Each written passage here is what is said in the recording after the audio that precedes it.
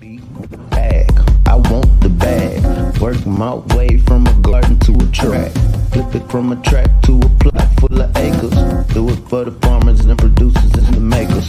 What we even here for? Occasionally I ask it. I know it's more than struggling, anticipating the casket. Reap what we sow, trying to fill up my basket. Life's a plantation, I self-law and master.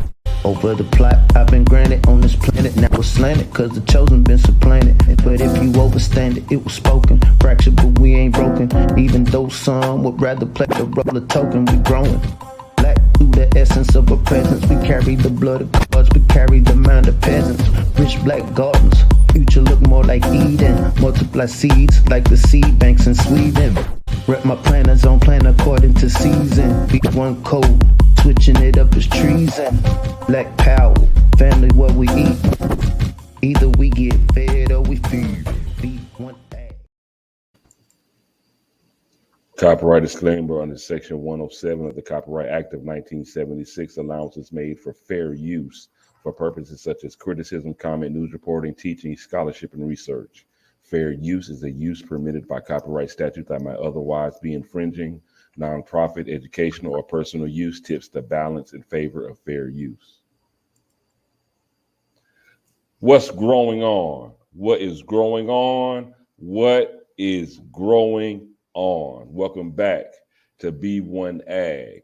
Here at B1AG, we focus on Black agriculture as it pertains to health, food, nutrition, marketing, economics, all for the Black family and for the Black community. I'm John Henry Harris, and we also have Farmer Brown, the MC. Now, today we're going to talk about a very serious topic. Now, back in March, we had the USDA. They were lauded and praised for passing the Farmers of Color Act, which promised to give $4 billion in debt relief for Black farmers, as they were admittedly by the USDA government. The USDA admitted that these Black farmers, they were suffered from decades of systematic racism that kept them off of a level playing field and receiving compensation, being part of services that will help their farm operations grow. Now, fast forward, we're in September. Fast forward all the way to September, and these Black farmers still have not received their debt relief. And not only have they not received their debt relief, that the Farmers of Color Act now, it definitely has been expanded to include a range of farmers outside of Black farmers as well. So with everything that's going on in Afghanistan, it's sad that things come to light, and that's what we're going to talk about today. And it's just the fact that the Taliban gets more money from the U.S. government than Black farmers. A very serious topic, but it's eye-opening, and hopefully we can shed more light on the plight of our Black farmers, as they deserve so much more than what they're getting. There is a high level of reparative justice that is owed to them, but in the overall grand scheme of things, as our Black farmers suffer, that is less food that is available for Americans overall. So, Farmer Brown, let's jump straight into it, bro. First, I just like to say peace to the B1 family. Hope everybody's doing well. Hopefully, wherever you're at, the weather is formidable. I can almost just get a tape recorder and plus replay of conversations we were having earlier this year. When we saw all of the technology and the verbiage, the wordplay within the bill for Black farmers, which turned into socially disadvantaged, which turned into farmers of color, you almost knew that we would be in September and nothing was going to be done. And then what's happened, before then? Not only have we had climactic events that have definitely affected the farmers, when we think about the hurricanes, when we think about the droughts. Now Afghanistan. We're in a world where, you got to be PC, you got to be politically correct, you got to be conscientious, sympathetic of all parties involved. And so I would first like to say, I come from a family on my mother and father's side of people that have served in the military. And so nothing in what I say or John is disparaging of the military. We understand for a lot of the advantages, amenities that we've enjoyed here on Turtle Island over most of our lifetimes is due to military presence in other places where resources are extracted. According to Forbes, and I'm not a mathematician, according to Forbes, and so over the last, during the course of time that we've been, the Army has been in Afghanistan, I think they said 40 million Afghanistan citizens have received in some way, shape, or form equivalent of $50,000. Each citizen for their time over there has received $50,000, and it's 40 million of them. I think that 40 million number is very interesting and ironic, because when we think about melanated peoples here in the West, they say, around 40 million, 50 million, depending on whose numbers you're going by. That's how many it is. And this money went over there. Let's not be greedy. We break it down to just the farmers. We also know, dealing in the law of fours, there's about 40,000, give or take a few thousand, black farmers. So you can imagine, okay, 50,000 to every Afghan civilian. Once again, we're not disparaged of anybody just wanting to have a better life, day to day, feed your kids, take care of your family. But if the U.S. invested $50,000, because I don't know any farmer that wouldn't gladly receive $50,000 worth of resources, equipment, seed, operational costs, labor costs, $50,000, that would be $2 billion. And that's giving every one of the black farmers in North America $50,000. The relief bill that was proposed was only $4 billion, actually a little under $4 billion. And as it was scripted, it was only going to, when we're talking about just melanated farmers, only give under about 13,000 farmers debt relief. It wasn't put money in your pocket. It's just, hey, if you borrowed some money from one of our lending agencies, we'll give you debt relief. This is real disheartening, man, but I look forward to digging into this conversation.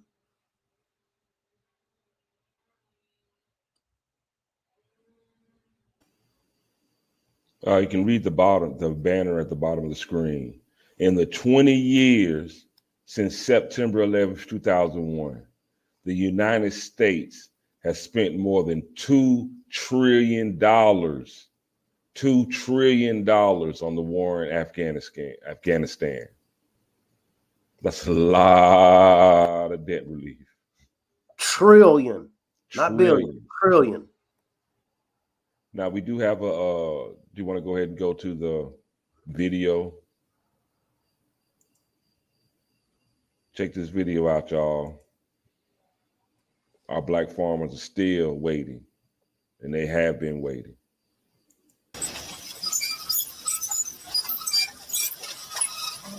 John Wesley Boyd Jr. has been spit on, called boy and the N-word, and watched as a federal official tore up his application for a farm loan and threw it in the trash.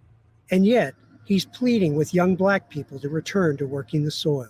I want blacks to reconnect with our roots, see it in a positive light, and not in a negative light because of history. I got some starter pigs here. Boyd was just 18 when he bought his first farm back in the 1980s, 110 acres in his native Mecklenburg County, Virginia. For 4 decades, this descendant of slaves and sharecroppers has been fighting a system that he says is stacked against him. Now here we are free. Now you don't want us on the land. You don't want us to be farmers.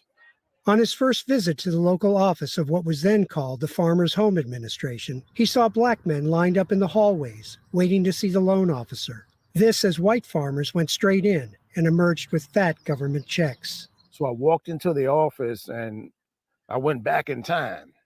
That pattern of discrimination, now acknowledged by the U.S. Department of Agriculture, took a heavy toll. At the turn of the 20th century, about 14% of the nation's farmers were black. Today, it's around 1%. We were tilling 20 million acres of land. Today, we're down to 4.5 million acres of land. In 1996, Boyd lost one of his farms to a USDA foreclosure, but he fought back, becoming one of the first black farmers to win a discrimination case against the agency. Today, Boyd owns 1,500 rolling acres, raising everything from soybeans to beef cattle, some of it on land that his ancestors once tilled as slaves. Owning land that many of my forefathers worked on for scotch-free, slave labor, man. I'm just trying to make them proud. But the fight isn't over. Passed. When Congress approved $4 billion in debt relief to minority farmers as part of a COVID recovery bill earlier this year, white farmers sued. The claim, reverse discrimination. Ooh, a long day. Boyd's National Black Farmers Association has intervened in the case. He is joined by his wife, Kara, founder of the Association of American Indian Farmers. As he fights this latest battle, Boyd takes strength from the words of his grandfather. The land knows no color. The land never mistreated anybody. People do. You can't leave your PhD to your children, but I can leave my poor old raggedy farm to my children. Quitting isn't an option for me. I'm gonna die a farmer. Alan Breed, Associated Press, Boydton, Virginia.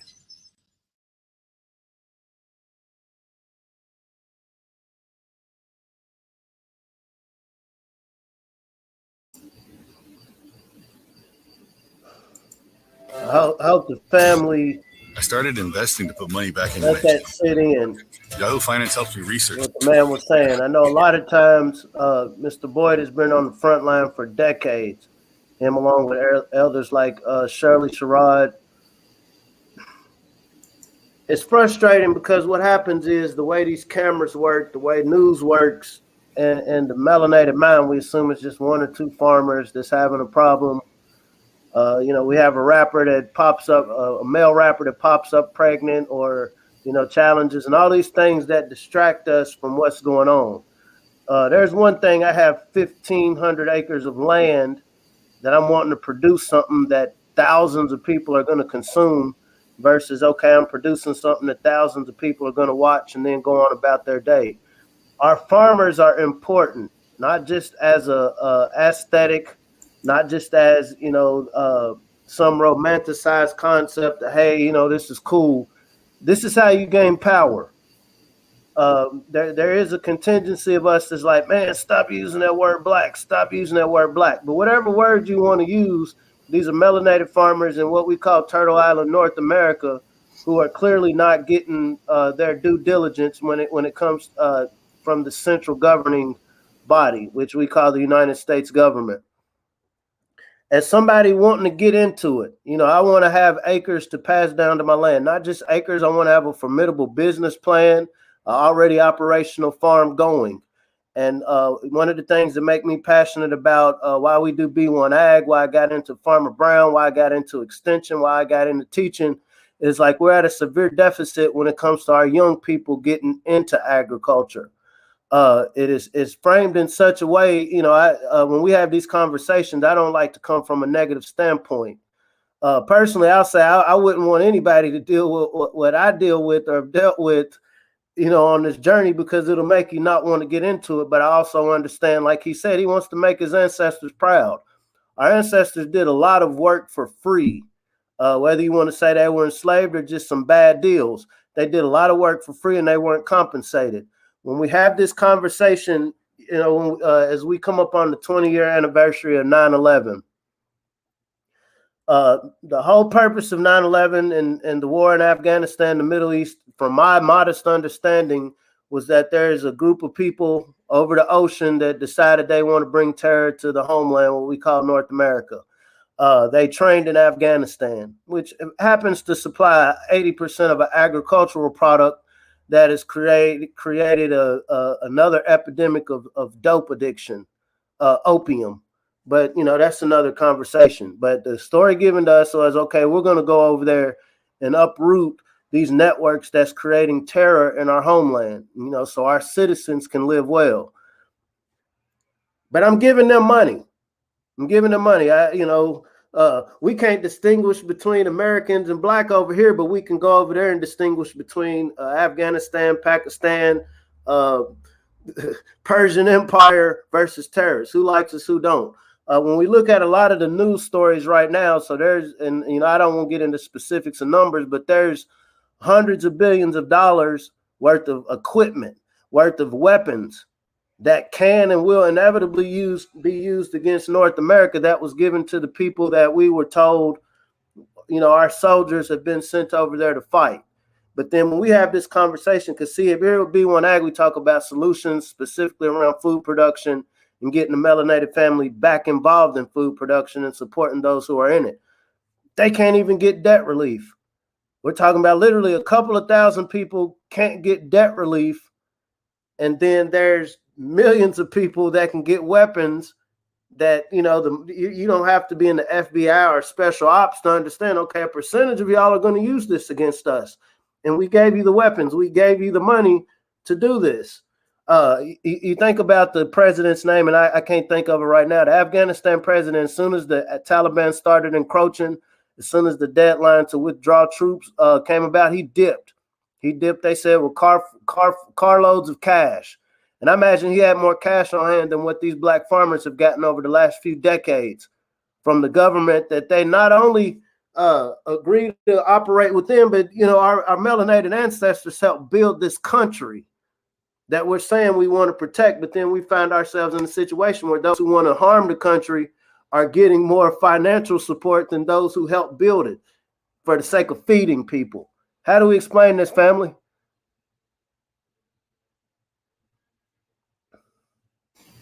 It's definitely perplexing, to say the least. According to the Forbes report, this government, Uncle Sam, has spent more money keeping the Taliban at bay than the net worth of Jeff Bezos, Elon Musk, Bill Gates, and the 30 richest billionaires in America combined. And again, we made the point recently that if you just look at the net worth of Jeff Bezos, which is $197.2 billion, and Bill Gates, which is $132.5 billion, that's enough money to almost give every single American in this country close to $1 billion apiece. Yet, these millionaires, they don't really pay taxes like that. And the things that would help our country in just looking at food production, just to feed our country, is such a drop in the bucket of what of these just two billionaires, just a drop in the bucket of what their net worth is, could cure hunger in this entire country. Let alone if we're talking about rebuilding and strengthening our food system by first looking at our black farmers in this country. Again, the amount of money it would take is just a drop in the bucket. And at the end of the day, black farmers don't just feed black people, they feed this country. Terrorism is defined in the Code of Federal Regulations as the unlawful use of force, coming burning your farm up, threatening you if you go sign people up to vote, the unlawful use of force and violence against persons or property, the farm would classify as property, to intimidate or coerce a government, the civilian population, or any segment thereof in furtherance of political or social objectives. That is the definition of terrorism. Here at B1AG, we like to talk about code. And so, we want to follow those who are successful, right? And so a country like what we call the Corporation of the United States of America says, don't negotiate with terrorists. Don't negotiate with terrorists. And so we got to look at who has been the victims of terrorism. We're not here to offer conjecture more so than, okay, if we're going to go by this definition, what group of people have experienced this? As civilians, many of us experience on a financial, economic level, being shut out of certain opportunities, being shut out of certain jobs, being ostracized, being left out of certain segments of society. But when we break this down to farmers, like Mr. Boyd was saying, like we're down to a couple million acres of land. At the time, we was farming on 15 to 20% of the land. Now it's down to a couple million. That wasn't because everybody just said, no, I don't want to grow food and feed people and make profit and have something to pass down to my kids. That ain't what happened. It was forcefully taken. It was forcefully coerced in many ways. And so I'm making this point to say, family, do you negotiate with terrorists? Am I saying that everybody in the United States government is a terrorist? No. You know, you can't, you don't want to make these broad-reaching accusations. But have there been factions within the United States government that have enacted acts of terrorism upon black farmers? Absolutely. And I'm not making this up. The USDA said this, and this is why they brought forth the Farmers of Color and Socially Disadvantaged, that act this past year that we've been talking about. And so there's an admission of, hey, I've terrorized you people. And it was one thing, I had you scared, you know, up at night, not able to sleep, but you lost something. What did you lose? You lost the ability to pass something down to your offspring, to your progeny. You lost the ability to earn money. Well, guess what? We wouldn't be asking for reparations had we been able to do business, because our ancestors proved in Black Wall Street and many of the other black towns, and I use that word black loosely, our ancestors proved that, hey, you know, with reasonable resources, we cool. You know, we know y'all got y'all's own objectives going on. We're not bothering you. But when you actively take away from people, when you actively cut, you know, chop people's feet from under them, which is what has happened with these black farmers, which is what Mr. Boyd has been stressing for the last few decades. There lies a problem. And so here at B1AG, once again, you know, we're not coming here talking about we have all of the answers, but I know an obvious answer, like I said, stand on code, who's successful is you don't negotiate with terrorists. Part of me, and I only speak for myself, is waiting on the government to give you something. This debt forgiveness is equivalent to negotiating with a terrorist. On the flip side of this, what have we seen happening over the last few weeks? Hey, Taliban, if you don't do this, if you let us get out safely, you know, I'll give you this. I'll give you these helicopters. I'll give you all these Humvees. I'll give you all of these weapons. That's negotiating. And what has the United States received in return? 13 casualties. And I would just like to send my condolences to all of those families. 13 casualties. 13 soldiers, hundreds of U.S. citizens that are stuck over there. This is what you get from negotiating with terrorists. And I doubt a terrorist is going to be like, okay, you know, I breached our contract, and so let me go and give you this bread back. It don't work like that. So family, how do we apply these lessons to when we talk about our black farmers? When we talk about what Mr. Boyd was saying about how do we get these young people back involved? You don't start from a place of asking your terrorizer to help you make this happen, because we see this can will get kicked down the road in perpetuity. Not to hop off a subject, but, you know, we were talking about this before we started this podcast. I think there's a narrative being set up where the person occupying the White House right now, somebody's going to say, oh, well, he was crazy. And so those decisions that were made in 2021, oops, it wasn't our fault. You know, the person occupying that office didn't, you know, have all of the scruples.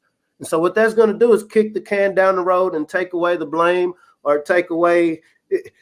Family, we got to look at this thing long term, you know, to get away from the negative talk. Now, what can we do? What do we have the power to do right now? Right now, we know melanated people influence what is cool in the world, especially here in the West. We influence what's cool. We influence culture. We influence what people see as, hey, this is the cool thing to do. Nobody knows how to have fun like the melanated folks in North America, right? How can we make being reconnected with nature fun to the younger people? You know, as we get older, you know, you can't teach old dogs new tricks. But how do we make this something that younger people embrace early? How do we then take it to the next level? Hey, not only just enjoy and appreciate the healthy benefits of nature, but how do you make a business somewhere involved in nature? Mr. Boyd, I imagine there's a network of people he has to deal with to make his farm profitable. He has to deal with somebody who's checking water quality. You don't want to water your crops, water your livestock, your animals with bad water. And so somebody has to get good at the science of figuring that out. Hey, I don't want bad seeds like the farmers in Tennessee got from the Stein Seed Company. And so who's doing the science of where these good seeds are coming from? Are we creating seed banks? Are we promoting a group of young people who are wanting to get into law to specifically get codified around, okay, we need to get into environmental law. We need to be able to have a team of us, not everybody, but at least a dozen melanated men and women across the country who, okay, as I go to school, I know I'm going to get into law to represent these farmers who may not necessarily understand the legalese of how to get their land back or keep their land or be able to purchase more land. There were reports a couple of weeks ago. It was a sister. She was trying to sell her property and she had to get her white friend to sell it because by her selling it, she got significantly less of an offer. This same dynamic exists when you're talking about farms. This same dynamic exists when you're talking about trying to get your product on the market. When I talk about the power we have as a community, so if it's 40 million, 50 million of us here, we all have to eat. We all have to do that. There's not one person I know walking this planet, regardless of what background you come from, that doesn't have to eat something. So there lies a codified connector, condensation nuclei to bring this collective of hungry brown people together to say, now, can we do something to help these melanated farmers out here? Because we see they're not getting help. If we let another year like 2021 pass where, okay, somebody said at the beginning of the year, I'm going to give you some debt relief. I'm going to give you some help. And we're almost to the end of the year. It's almost harvest time now. And so all of the farmers who was waiting all year, okay, I ain't going to put anything in the ground because I thought I was going to get some help. They're not going to have much of a harvest. All of the farmers that said, okay, they said they're going to give me some help. So let me go on and come out of my pocket and go on and put something in the ground with the hopes, with the prayers that these people are going to follow through with what they said they're going to do. They didn't get it. So now you're out of pocket. And so once again, as a group of people, as a collective of people who eat, what can we do to make this a conversation that we have? There's a lot of people mad about certain press releases recently, like I said, with the rapper who's pregnant. Same rapper, doing all sorts of things. These are distractions, family, when we think about the milk crate challenges, when we think about these online beefs with the popular content creators that we all love and listen to. Every bit of energy we give to being upset about these things is that much energy we're not putting into how can we create a solution. Like I said, my food purchase ain't got nothing to do with what I pray to. If I don't pray, what I do in my spare time, what I do in my bedroom, my purchases have nothing to do with that. When you think about the conversations we have, this is when you get into Nilly Fuller. This is when you get around code. Okay, a lot of us are having conversations and gatherings that aren't producing anything. Okay, hey, man, we hung around each other today. You got your pass, I got my pass. You got your juice, I got my juice. Let's go turn up. What was the productive outcome? I enjoyed this concert for a couple of hours, and I'm going to go right back to a community who every day is declining in its food security, its capacity to be able to feed the inhabitants of its community.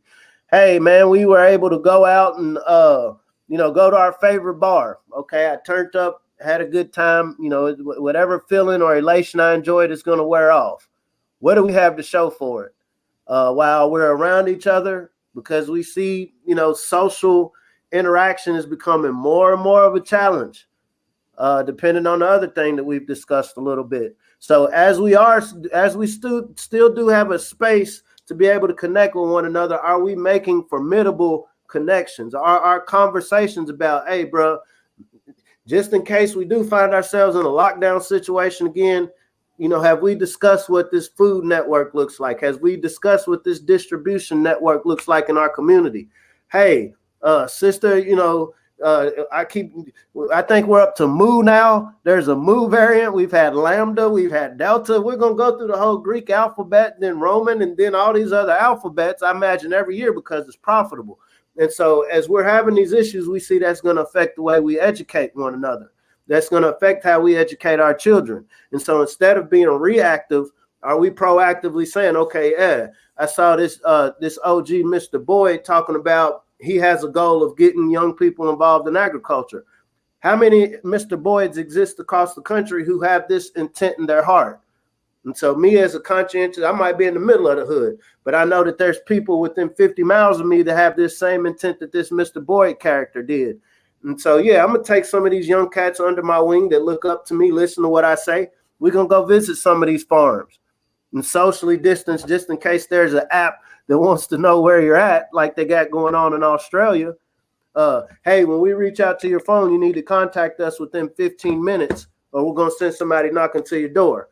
That's happening in Australia, a place where the Aboriginals were wiped out. And as we sit here on Turtle Island, you know, the mind, if you study history, hey, some of these same objectives seem like they could possibly be being played out. And so as to not end up like the Aboriginals of Australia, how do we make sure we're codified around making sure we're eating? Supporting those that produce the food that we eat and making sure that it's enough of us going into the field that produces food that we eat. Because not too many groups around the country have the relative power and benefit and opportunity that we have right now as I'm talking. And every day, you know, they're getting shredded away, family. Now going back to the article with Forbes magazine, this is this is pretty telling because these costs that they're spending on the Afghanistan war and just period since 2001, September 11, 2001, it said more than 2 trillion. The study was actually done by Brown University, and the cost is not just the government, it's the U.S. taxpayers as well. U.S. taxpayers have been giving Afghan soldiers $750 million a year in payroll. All told, Brown University's cost of war project estimates the total spending at $2.26 trillion. All I know is that's a lot of collard greens. That's a lot of, you know, that's a lot of oxtails. That's a lot of apples. That's a lot of grapes. That's a lot of watermelon. That's a lot of anything that we can grow. That's a lot of food, y'all. Now you think about this rent moratorium that they just ended. Think about how much rent that is. Think about how much housing that is. It's a lot of money that we put towards other things in other countries that we would never even think of putting towards our own country and our own people. And if you did even have the gall to say, hey, instead of spending $2.26 trillion fighting Afghanistan, why don't we just spend that on American people? You'd have pushback from American people. The irony, I got to correct you, bro. You said fighting Afghanistan. The irony is the people who got the money are the people, the Taliban, right? Right. So the money went to the people that we, the people, were told that you're fighting. How does that work? Like, hey, man, I'm coming to the schoolyard to fight you, but I'm going to pay you as I'm fighting you. How does that work? How does that work? We might have to ask Don King. That's how Don. And then King I'm gonna bring planes full of you over here. I mean, I haven't really vetted you. I don't know who's who, what's what you're loyal to. And so, you know, here shortly, as we come up on this 20-year anniversary, think about this, family. Think about the justification of the implications of the Patriot Act. I have to put my tinfoil kufi on and dive into this rabbit hole right now. So you know that there is going to be an event. Right? Something's going to blow up. Something's going to happen. Maybe an energy grid. Something's going to happen that we're going to have either the guy in the White House now, or his vice president, you know, after they say, oh, he's crazy and incompetent. Oh, we have to lock down even more because we're under this severe threat. And so instead of, you know, making it rain on those who are producing food that can keep us fed as we're going through these events, instead of putting money on them, we're going to keep funneling this money, you know, negotiating with these terrorists who put us in this situation. and it's going to justify it, and you're going to get a critical mass of North Americans who are that's going to be like, oh yeah, I feel so unsafe, so yeah, do whatever you got to do. Here's some more of my civil liberties. Okay, I need to protect you, so go on and give me all of your information. What do you eat? How much of it do you eat? Okay, and the other day I keep digressing, but I'm not. We were talking about these food cubes. It's going to come a point, oh, it's unsafe for you to go to a grocery store. And we're destroying the planet by producing natural food. And since y'all Negroes wasn't investing in y'all's own land, since y'all wasn't making it rain on y'all's own producers, you're now dependent on me and my experimental meat. You're dependent on me and my experimental square nutrient squares, because y'all didn't think ahead, because y'all were doing crate challenges. Y'all was sitting here beefing, seeing who's twerking better. Y'all was, it comes to a point where we're responsible. 2020 was the year of clarity. Hey, y'all, this is what it is. This guy Trump that came in, take politics out of the picture. You were made aware of how a large percentage of the nation you reside feels about you. They felt like they had a hero in there, so now I feel comfortable coming out letting these people know how I feel. And that's not to say all of the MAGA people were just, anti-black, because we see the Bidenites, those that are drinking the Biden juice, feel the same way, right? Tim Ford Kofi, yeah. But we got to be real. We have to learn from history, and history is, I can't think of any time, when I talk to my elders, that these people have been straight up. When we think about the forked tongue, I'm telling you, I'm helping you. I'm telling you, I'm keeping you safe. I want to keep you fed. I want to make sure that in the midst of my economy going bad, in the midst of all of this chaos, in the midst of my infrastructure crumbling, I'm just thinking about how I can keep y'all brown folks healthy. I seen an article earlier, bro. They were saying, yeah, as climate change happened, the sun is going to hurt the melanated communities worse. They didn't say melanated, they said the minority, the M word, the minority word. I thought we were the sun-kissed people. We know better than that. If you got somebody that's coming at you, telling you lies it's gaslighting. I think that's the term, gaslighting. I'm telling you something that's obviously wrong. And if you're foolish enough to go along with me, then you deserve everything I've done to you. It comes a spirit of discernment. Y'all are the spiritual people. I remember reading some of the historical books, and they were just talking about when you think about Al-Kibalon or Africa, or even the melanated people that were, I ain't gonna say discovered here. Hey, these are a spiritual group of people. So spiritual people aren't ignorant. Spiritual people have the spirit of discernment. What are other things that these spiritual people have in common? They were connected with Pangea, Mother Earth, Tiamat. They were connected with the land.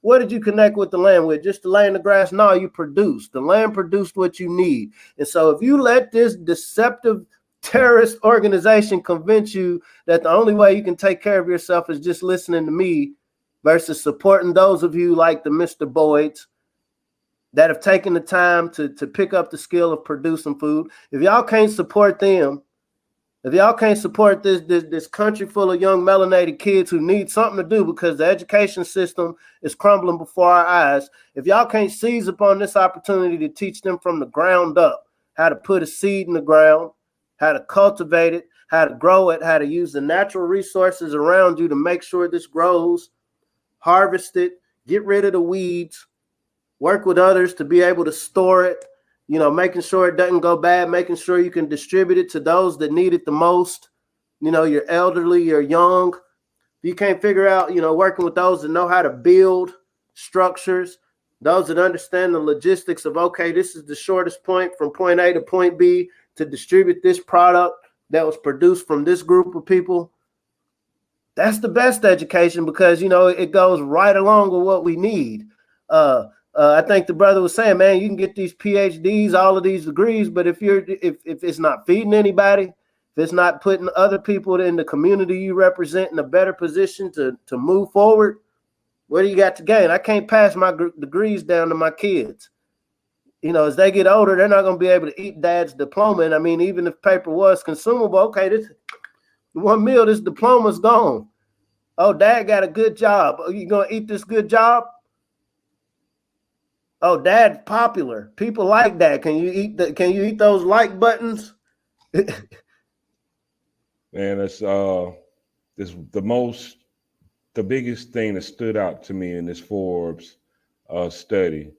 Well, first I'm going to talk about, those two FDA scientists that stepped down because they felt that this medicinal therapy that's being pushed on us, the FDA really had no say in it.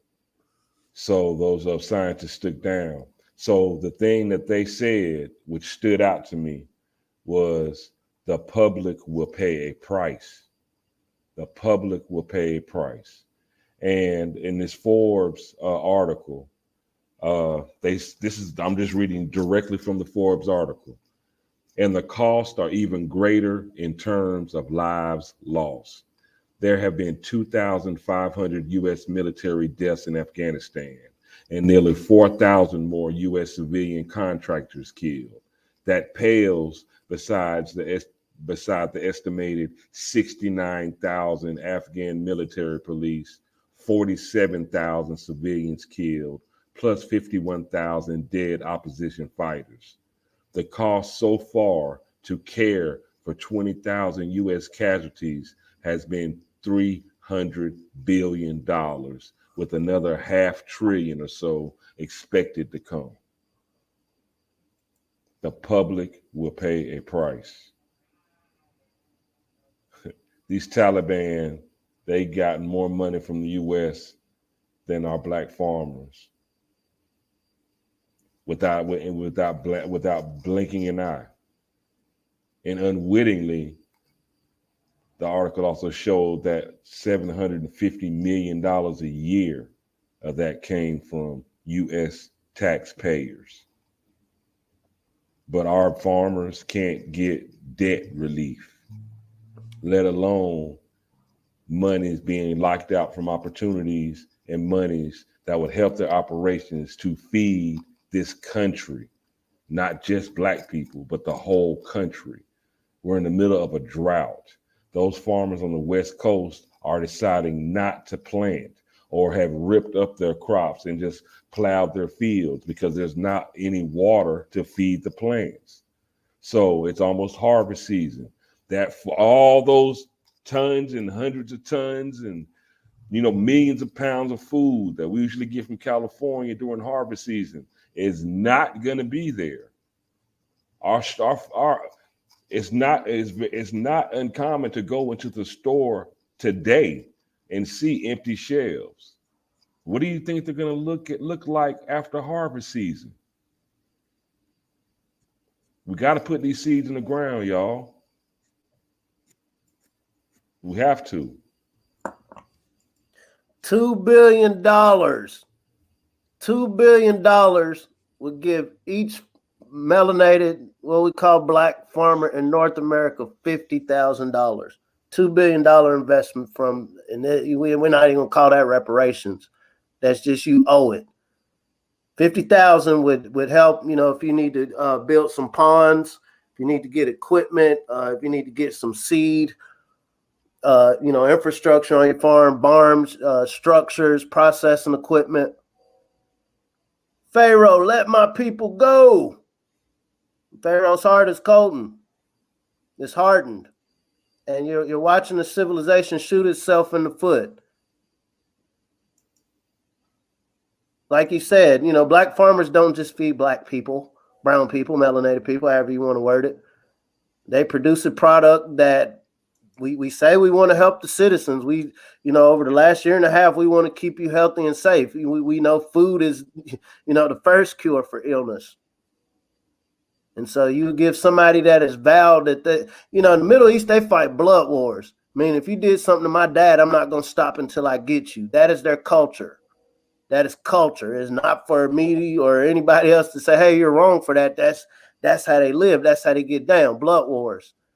And so you would rather make it rain on somebody who's vowed, and they'll say anything like, I'll let you train my army. Yeah, train me. What do you know? Now, how do I use this? Okay, and where are your weak spots? When you decide to leave, ran out on the plug. When it's my time to pay, I'm going to bet on you. They young thugged us. And then in return, we're young thugging our own black farmers.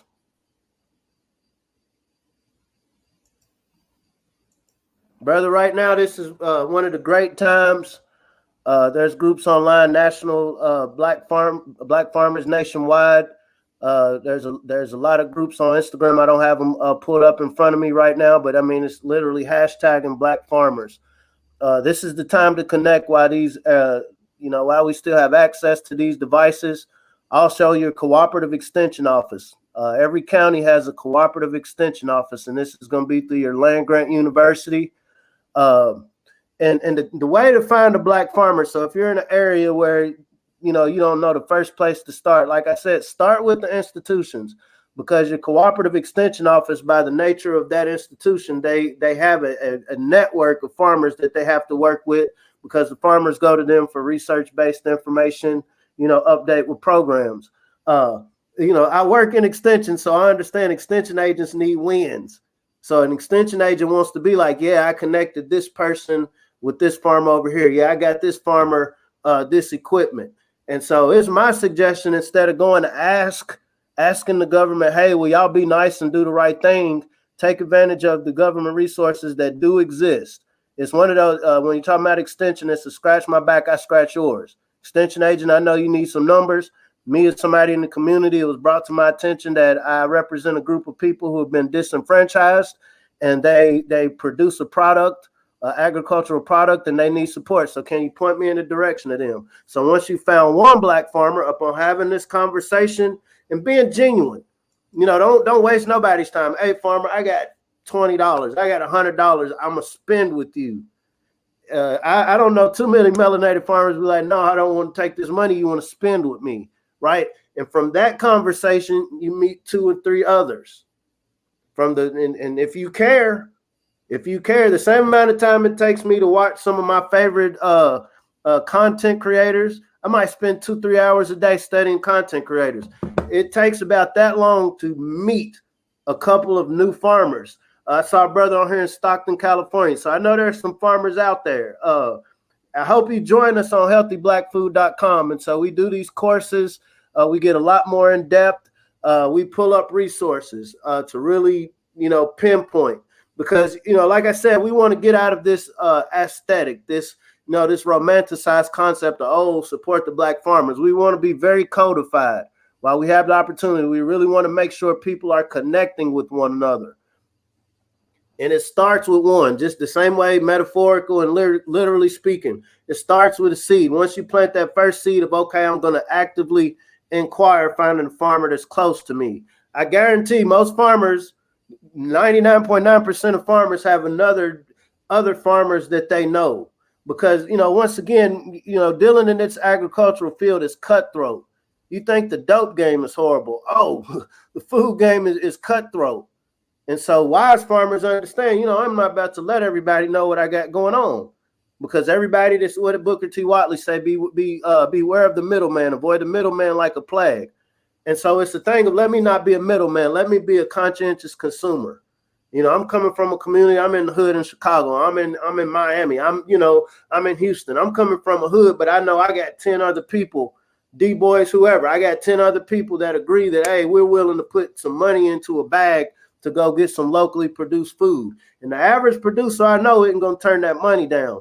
And from that, this is how you build these networks. Hey, matter of fact, between all of us, my group, we got about 40 kids that are now having to learn remotely because their schools are shut down because of alpha, beta, gamma, delta, all of these different variants going around. So we want to see if we can come out maybe once or twice a week for a couple of hours and just tour your farm. If we throw you $100, $200 per hour, can you kind of talk to these kids about what they do?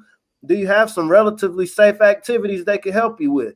Milking, building fences, weeding, just something so they can get some hands-on activity. And I'm saying this because it's worked in Kentucky, right? It's worked where we're at with very limited resources. And so I know the brothers and sisters that are watching this, these are things that we have access to right now. These are opportunities that are available to us right now, because our farmers are not going to get the help they need from the government and the agencies who've been tasked with giving that help. I don't want to wait another day. I don't want to wait another second waiting on the terrorists to decide they're going to play fair.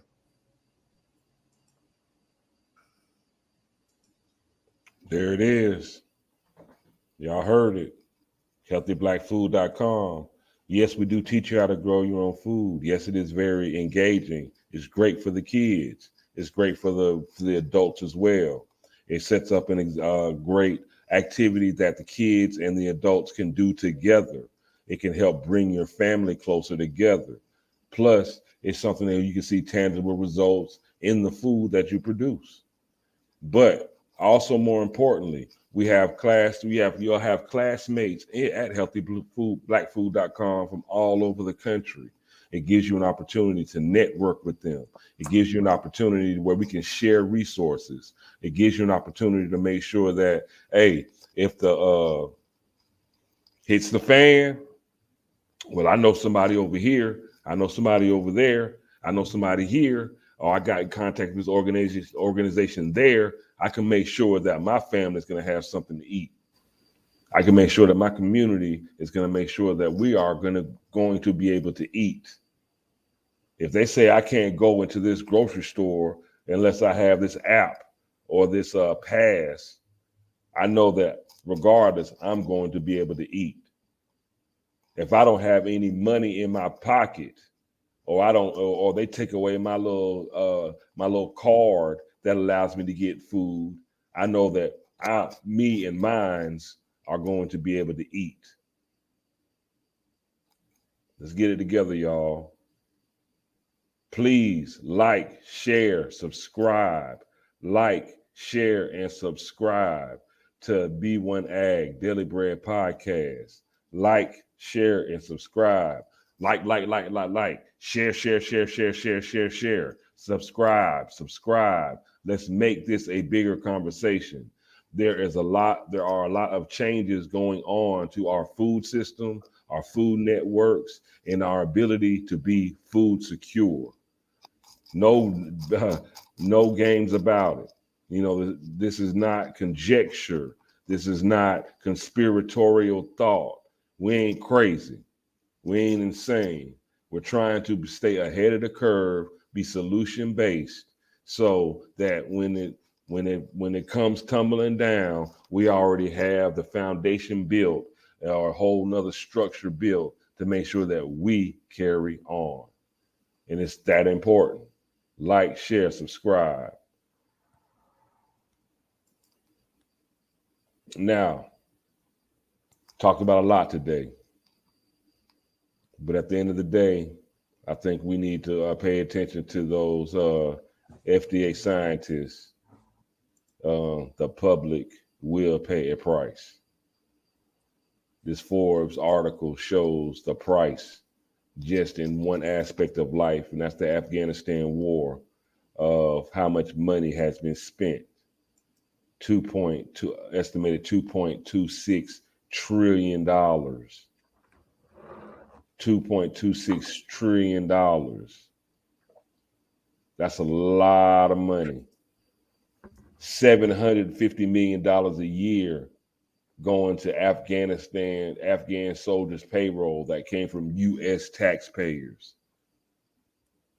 But our farmers, our black farmers, are still waiting on debt relief that was promised to them 6 months ago. And it's almost harvest season. In the middle of climatic change, in the middle of the worst drought in recorded history, where there's going to be less food available for everyone.